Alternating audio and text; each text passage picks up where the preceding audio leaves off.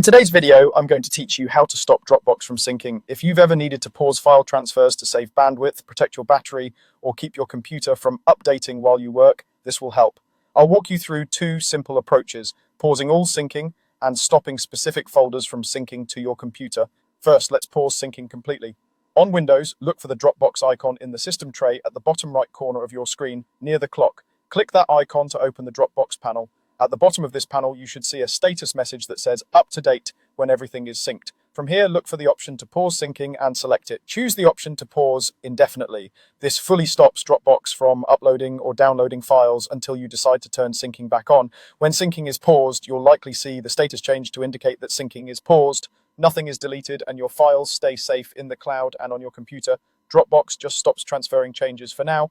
When you're ready to continue, you can return to the same place and resume syncing. If you only want to stop certain folders from syncing to this computer, use Selective Sync. Open the Dropbox window and click your avatar or profile picture in the top right corner. Choose Preferences, then go to the Sync tab. Look for the Selective Sync section and click the Select Folders button. You'll see a list of your Dropbox folders.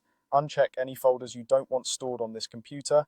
This keeps them in your Dropbox account online, but removes their local copies to free up space. When you're done choosing, click Save.